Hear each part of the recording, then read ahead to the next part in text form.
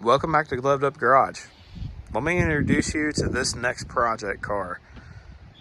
Just got home with this after a 2.5 hour trip down and a 2.5 hour trip back. Loaded up this 96 Cobra and brought it home. I didn't realize everything that this car had when I bought this.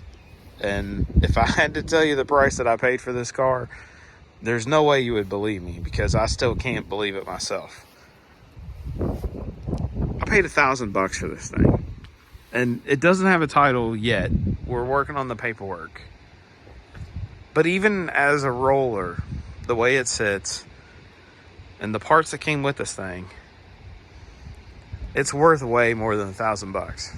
And I'm very thankful that I found this on Facebook and the guy was willing to work with me and wait for a few days before I could get down there. Unfortunately, I couldn't just jump off of work and shoot down there with a trailer. This thing's got some really cool parts. Let's start here. Sorry for the wind. This is a legit 95 Cobra R wheel.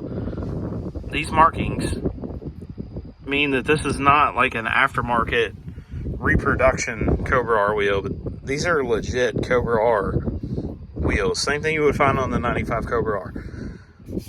The center caps need a little bit of love.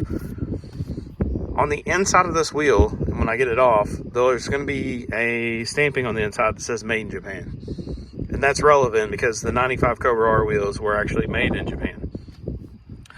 So while I was bending down here looking at the wheels, I happened to glance over at the brakes. And I'm like, well, that looks weird. That doesn't, it doesn't look like a normal Cobra brake. It's got slotted rotors, which they look a little unusual compared to Cobra rotors. But the main thing that gave it away for me, there's 4 Allen bolts that hold the caliper onto the bracket. I'm thinking that these, and I'll need to do some research and definitely comment down below if you know what they are, but I think these are Brembos. Of course, the Brembos that we see now are nothing like the Brembos we used to see back in the day. But I'm thinking these are Brembos or Alcons, and I'll need to look and do some more research on them. Let me slide up here into the wheel well. It's got Coney coilover suspension in the front. And then, there's some extra wheel lines, and we'll get into that in a minute. Let me slide up under the car here where the K-member is. It's got a tubular K-member in it. And then going back a little further, it's got a torque arm suspension. Full length subframe connectors. They go through the floor. This blows me away. This car, back in its day, this is borderline race car stuff. If you really want a Mustang to handle good, an SN95, a Fox body, you have to run that torque arm and kind of do away with the rear suspension that these have, that 4-link suspension. And the torque arm allows you to do away with the upper control arms, and then you run the panhard bar, and you can do coilovers. In this case, it's got adjustable lower control arms to push the coil springs up. But that's the kind of stuff that they would do back in the day on these race cars. I don't think this was a race car. I think this was a very, very nicely done street car. But the amount of money that somebody sunk into this thing is crazy.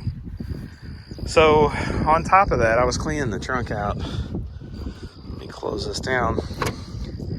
This wing is either a Celine wing, maybe a Roush. It could be a Griggs. I'm really not sure who makes that wing. Again, I need to do the research on it. But I'm blown away. I'm almost speechless by the amount of parts and money that has gone into this car. And then what I paid for it. It's nuts to me.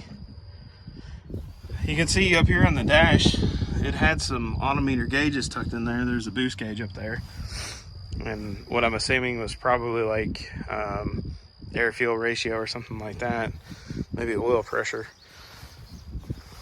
And then looking at these, yeah, I mean, this side's identical to the other side.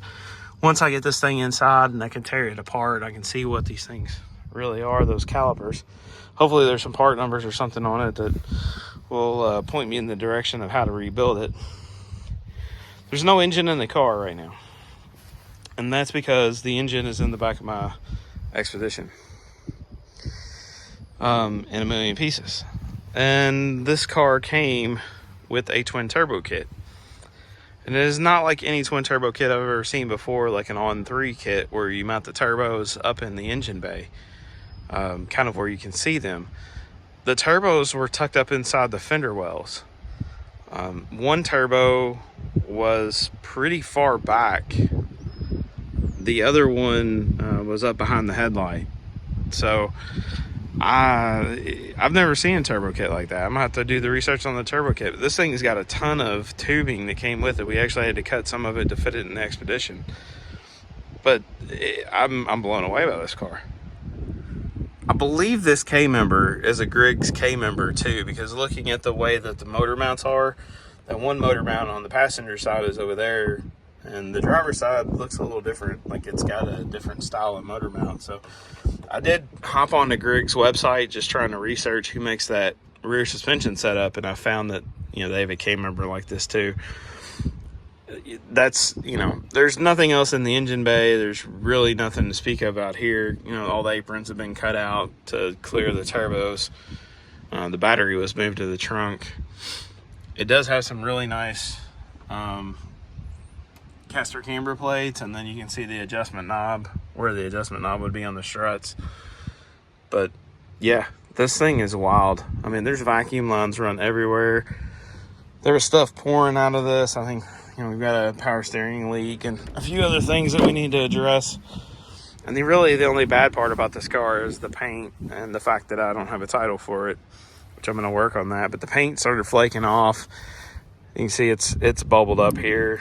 And I mean, it's just lifting right off the door, which that's kind of an unfortunate thing. Happens to a lot of Fords that were made in the 90s. They had some issues with white sticking to the primer underneath, because the primer is completely slick and it looks really good.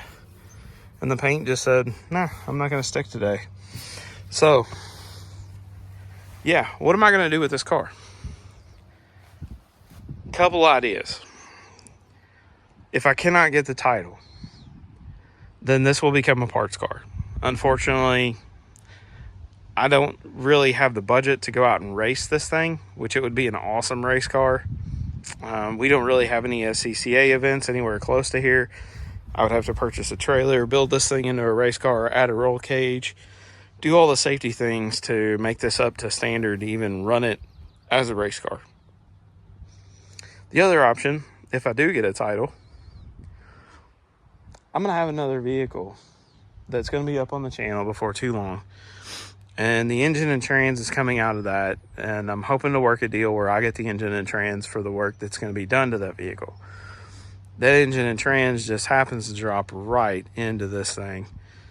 And there's all the accessories and everything off of that other engine will work right on this car.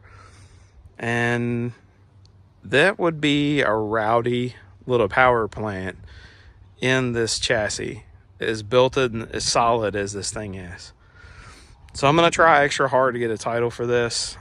Before I made the trip down there, I checked with my local sheriff. We ran the VIN number through the system. It's not stolen. It has no liens on it. There's nothing crazy going on with it. Just somewhere in the mix of changing owners and changing hands, the title was lost or whatever. I believe Kentucky has a process where you can purchase a vehicle with a bill of sale, and then you can put a bond on the title and then get that title back in your name after a period of time. So that's what I'm going to try to do. I'm going to do the research on getting a title. That's obviously, this car, as nice as it is, I mean, other than the paint, I don't want to part this thing out. It's too good. It's got too much potential. I mean, just the suspension stuff on this car alone is $5,000 to $6,000. It's been almost 3 months since that last clip, and obviously this has been sitting for a while. for a good reason. As I mentioned, no title. And I've been fighting to get the title for this car, and I'll explain that process.